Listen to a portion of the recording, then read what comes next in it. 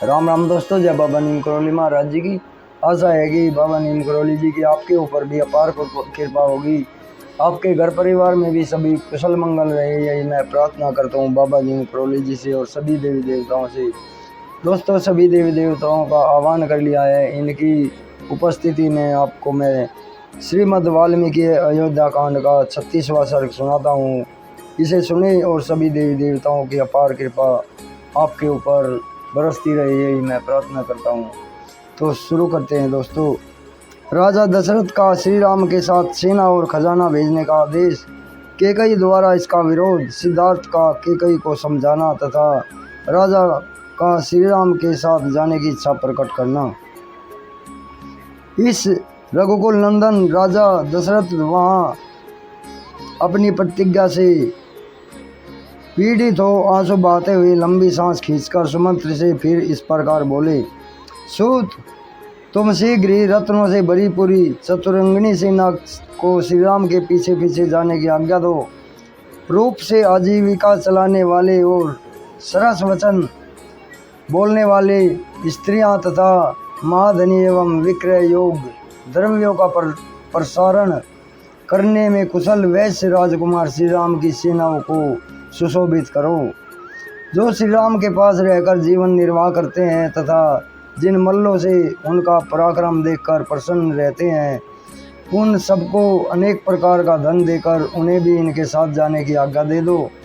मुख्य अयोध्या नगर के निवासी छक्के तथा वन के भीतरी रहस्यों को जानने वाले व्याध रघुकुल नंदन श्री राम के पीछे पीछे जाएं। वे रास्ते में आए हुए मृगों एवं हाथियों को पीछे पीछे लौटाते, जंगली मधु का पान करते तथा नाना प्रकार की नदियों को देखते हुए अपने राज्य का स्मरण नहीं करेंगे। श्री राम निर्जन वन में निवास करने के लिए जा रहे हैं, अतः मेरा खजाना और अन्न भंडार ये दोनों वस्तुएं इनके साथ जाएं।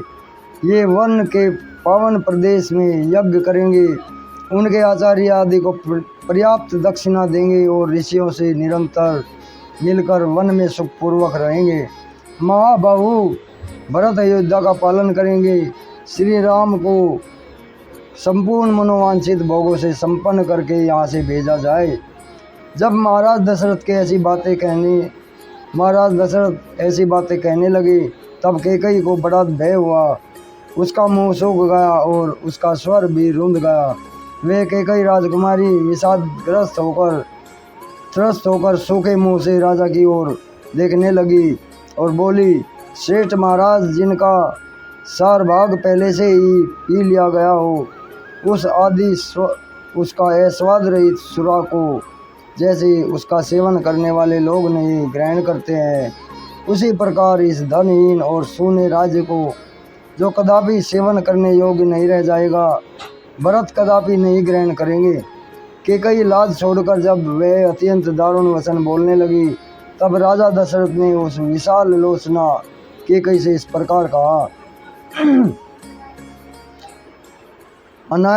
अनार्य अहितकारिणी, तो राम को वनवास देने के दुर्वह भर में लगाकर जब मैं उस भार को ढो रहा हूँ, उस अवस्था में क्यों अपने वचनों का चाबुक मारकर मुझे पीड़ा दे रही है। इस समय जो कार्य तूने आरंभ किया है, अर्थात श्री राम के साथ सेना और सामग्री भेजने में जो प्रतिबंध लगाया है, इसके लिए तूने पहले से ही क्यों नहीं प्रार्थना की थी, अर्थात पहले ही यह क्यों नहीं कहा था कि श्री राम को अकेले ही वन में जाना पड़ेगा और उनके साथ सेना आदि सामग्री नहीं जा सकती। राजा का यह क्रोधयुक्त वचन सुनकर सुंदरी कैकेयी उनकी अपेक्षा दोना क्रोध करके उनसे बोली, महाराज, आपके ही वंश में पहले राजा सगर हो गए हैं, जिन्होंने अपने ज्येष्ठ पुत्र असमंज को निकालकर उसके लिए राजा का दरवाज़ा सदा से बंद कर दिया था। इसी तरह इनको भी यहाँ से निकाला जाना चाहिए। उसके लिए ऐसा कहने पर राजा दशरथ ने कहा, धिक्कार है। वहाँ जितने लोग बैठे थे वे सभी लाज से गड़ गए, किंतु कैकेयी अपने कथन से अनुचित्य को अथवा राजा द्वारा दिए गए धिक्कार को औचित्य को नहीं समझ सकी। उस समय वहाँ राजा के प्रधान और वृद्ध मंत्री सिद्धार्थ बैठे थे। वे बड़े ही शुद्ध स्वभाव वाले और राजा के विशेष आदरणीय थे। उन्होंने कैकेयी से इस प्रकार कहा, देवी, असमंज बड़ी दुष्ट बुद्धि का राजकुमार था। वह मार्ग पर खेलते हुए बालकों को पकड़कर सरयू के जल में फेंक देता था और ऐसे ही के कार्यों में अपना मनोरंजन करता था। उसकी यह क्रूरता देखकर सभी नागरिक नगरवासी कुपित होकर राजा के पास जाकर बोले, राष्ट्र की वृद्धि करने वाले महाराज, या तो आप अकेले असमंज को लेकर यहाँ रहिए या इन्हें निकालकर हमें इस नगर में रहने दीजिए। तब राजा ने उनसे पूछा, तुम्हें असमंज से किस प्रकार का भय है? राजा के पूछने पर उन प्रजाजनों ने यह बात कही, महाराज, यह हमारे खेलते हुए छोटे छोटे बच्चों को पकड़ लेते हैं और जब वे बहुत घबरा जाते हैं तब उन्हें सरयू में फेंक देते हैं। मूर्खतावश ऐसा करके इन्हें अनुपम आनंद प्राप्त होता है। उन प्रजाजनों की यह बात सुनकर राजा सगर ने उनका प्रिय करने की इच्छा से अपने उस अहितकारक पुत्र को देश निकाला दे दिया। पिता ने अपने उस पुत्र को पत्नी और आवश्यक सामग्री सहित शीघ्र रथ पर बिठाकर अपने सेवकों को आज्ञा दी, इसे जीवन भर के लिए राज्य से बाहर निकाल दो। असमंज ने फाल और पिटारी लेकर पर्वतों की दुर्गम गुफाओं को ही अपने निवास योग्य देखा और कंद आदि के लिए वह संपूर्ण दिशाओं में विचरने लगा। वह, जैसा कि बताया गया है, कि पापाचारी था, इसलिए परम धार्मिक राजा सगर ने उसको त्याग दिया था। श्री राम ने ऐसा कौन सा अपराध किया है जिसके कारण उन्हें इस तरह राज्य पाने से रोका जा रहा है? हम लोग तो श्री रामचंद्र जी में कोई भी अवगुण नहीं देखते हैं।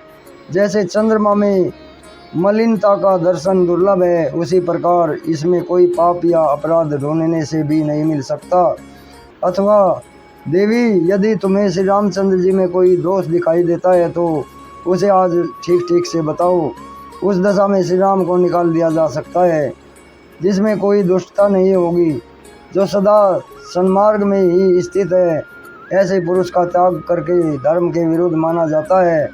ऐसा धर्म विरोधी कर्म तो इंद्र के भी तेज को दुग्ध कर देगा। अतः देवी, श्री रामचंद्र जी के राज्याभिषेक में विघ्न डालने से तुम्हें कोई लाभ नहीं होगा। सुबान ने तुम्हें लोक निंदा से भी बचने की चेष्टा करनी चाहिए। सिद्धार्थ की ये बातें सुनकर राजा दशरथ अत्यंत थके हुए स्वर से शोकाकुल वाणी से कैकेयी के इस प्रकार बोले, पापनी, क्या तुझे यह बात नहीं रुची? तुझे मेरे या मेरे हित की बात बिल्कुल भी ज्ञान नहीं है। तू दुखद मार्ग का आश्रय लेकर ऐसी कुचेष्टा कर रही है। तेरी यह सारी चेष्टा साधु पुरुषों के मार्ग के विपरीत है।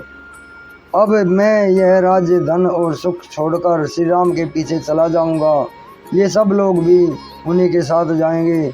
तो अकेली राजा भरत के साथ चिरकाल तक सुखपूर्वक राज भोगती रहे। इस प्रकार श्री वाल्मीकि निर्मित आर्ष रामायण आदि काव्य में अयोध्या कांड का 36वां सर्ग पूरा हुआ। जय श्री राम, जय हनुमान जी की, जय बाबा नीम करौली महाराज जी। हे राम। दोस्तों, ये श्रीमद् वाल्मीकि अयोध्या कांड का 36वां सर्ग पूरा हुआ है। कल मैं आपको 37वां सर्ग सुनाऊंगा। तब तक के लिए बाबा नीम करौली जी, हनुमान जी का और श्री राम जी का अपार आशीर्वाद आपके साथ रही, यही मैं प्रार्थना करता हूँ बाबा जी से। अभी आज्ञा लेता हूँ। जय राम जी की, जय हनुमान जी की, जय बाबा नीम करौली महाराज जी।